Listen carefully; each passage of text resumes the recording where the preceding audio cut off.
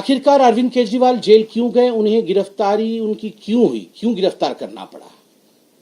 Liquor scam, शराब घोटाला। ये शराब घोटाला दिल्ली का क्या घोटाला है, कब शुरू होता है, इसकी टाइमलाइन और जिसे हम कहते हैं क्रोनोलॉजी क्या है? नवंबर 2021 में अरविंद केजरीवाल अनाउंस करते हैं कि हम एक न्यू एक्साइज पॉलिसी अर्थात दिल्ली में एक नया शराब नीति लेकर आएंगे, आबकर नीति लेकर आएंगे, एक्साइज पॉलिसी, जिससे कि जो दिल्ली की एक्सचेकर है, दिल्ली का जो खजाना है, वो करोड़ों रुपए से लबालब हो जाएगा, भर जाएगा और दिल्ली को बहुत लाभ होगा। मगर आनन फानन में बिना कैबिनेट के अप्रूवल के और बिना सरकारी अप्रूवल के, जबकि सरकारी डिपार्टमेंट ने कहा था, एक्सपर्ट्स ने कहा था, ये जो आप एक्साइज पॉलिसी ला रहे हैं, प्राइवेटाइजेशन करने की बात कर रही है, उचित नहीं है, मत करिए, फंसोगे। ये सब कुछ ताक में रख करके फिर भी नवंबर 2021 में नई एक्साइज पॉलिसी आती है। जुलाई 2022 में दिल्ली के जो चीफ सेक्रेटरी थे, उन्होंने बड़े स्पष्ट रूप से कहा कि ये नई आबकार नीति जो आई है, इसमें कहीं ना कहीं गड़बड़ी है, इसकी जांच होनी चाहिए। और जुलाई 2022 में ही जो लेफ्टिनेंट गवर्नर थे, उन्होंने सीबीआई की जांच की आदेश दी। जब सीबीआई की जांच की आदेश हुई तो आनन फानन में अरविंद केजरीवाल जी ने इस न्यू एक्साइज पॉलिसी को, शराब नीति को तुरंत वापस ले लिया। पहला प्रश्न दिल्ली की जनता ने और हम सब ने पूछा कि केजरीवाल जी, जिस एक्साइज पॉलिसी को आप कहते थे कि ये कमाल का एक्साइज पॉलिसी है और इस एक्साइज पॉलिसी से दिल्ली के रेवेन्यू को करोड़ों का फायदा होगा और भारतीय जनता पार्टी इसको लेकर राजनीति कर रही है, क्या कारण हुआ कि जैसे ही ये जांच के दायरे में आता है, आप तुरंत उसे वापस ले लेते हैं और कोई कारण भी नहीं बताते हैं? तो आज तक वो कारण नहीं बताया गया, उसे वापस ले लिया गया।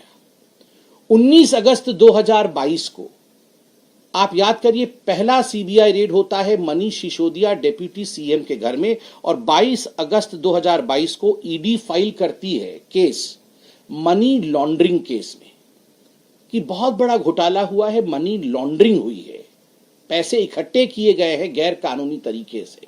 कैसे?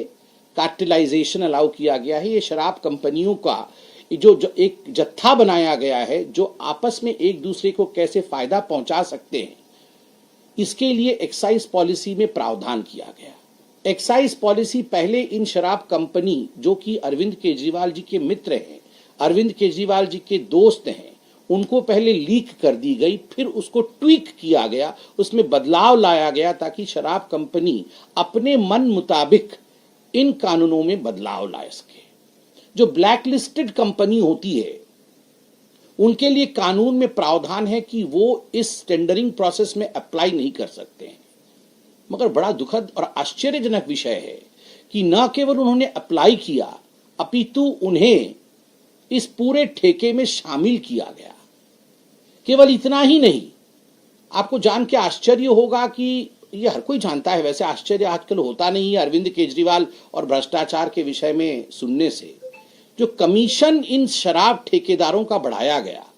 पहले ये 5% पे था, 5% कमीशन ठेकेदारों को दिया जाता था, 12% कमीशन कर दिया गया और इसमें बातें सामने आई कि लगभग 6 से 7% कमीशन बैकडोर एंट्री होकर ये ब्लैक मनी के रूप में आम आदमी पार्टी के जो हमारे कार्यकर्ता हैं, बड़े नेता हैं, उनको दिया गया है। करोड़ों रुपए इस माध्यम से दिए गए हैं। इसके लिए दिनेश अरोड़ा जी इत्यादि आपके सामने जो जिन लोगों ने ये किया है वो अप्रूवर भी बने हैं और उनकी स्टेटमेंट आज पब्लिक डोमेन में है।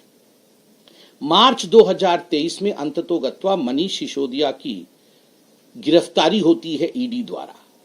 अक्टूबर 2023 में इसी केस में संजय सिंह जी की भी गिरफ्तारी होती है और अक्टूबर 2023 में ही समन भेजा जाता है, पहला समन अरविंद केजरीवाल जी को कि अरविंद केजरीवाल जी, प्रथम दृष्टिया प्राइमा फेसी ये लग रहा है कि मनीष सिसोदिया भी इन्वॉल्व है, संजय सिंह भी इन्वॉल्व है और कहीं ना कहीं जो स्टेटमेंट्स आ रहे हैं, चाहे वो विजय नायर जो कि कम्युनिकेशन हेड हैं आम आदमी पार्टी के, और बाकी जो ठेकेदार जो अप्रूवर बने हैं, उनके स्टेटमेंट से लग रहा है कि आप भी इसमें हिस्सेदार हैं, तो आप आइए और हमारे सामने पेश होइए।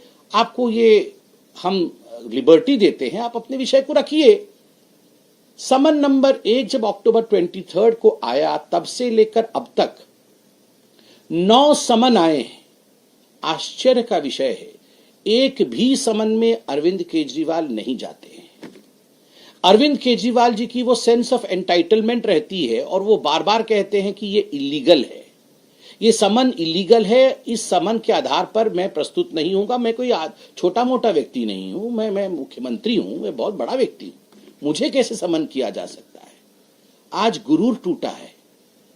इस देश का कानून कहता है, चाहे मुख्यमंत्री हो चाहे आम आदमी हो, यदि आपने कानून के मुताबिक काम नहीं किया है, कानून को तोड़ा है और समन किया जाएगा, तो आपको समन का सम्मान करना है, आपको आके प्रस्तुत होना है।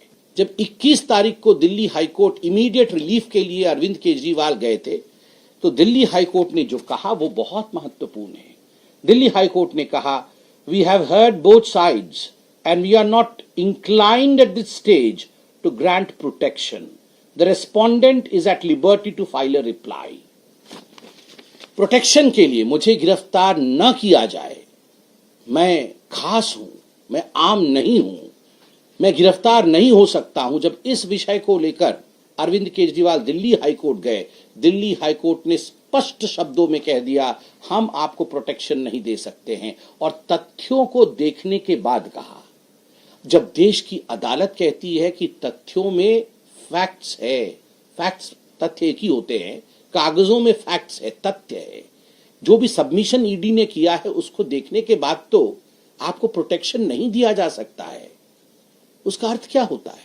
उसका अर्थ होता है, अरविंद केजरीवाल जी, आपने प्रथम दृष्टया गलती की है, और अगर गलती की है तो देश का कानून जो मेरे लिए है, जो मेरे पत्रकार बंधु सामने बैठे हैं उनके लिए है, और जो व्यूअर्स हमें देख रहे हैं उनके लिए है, आम आदमी के लिए जो कानून है वही कानून मुख्यमंत्री के लिए भी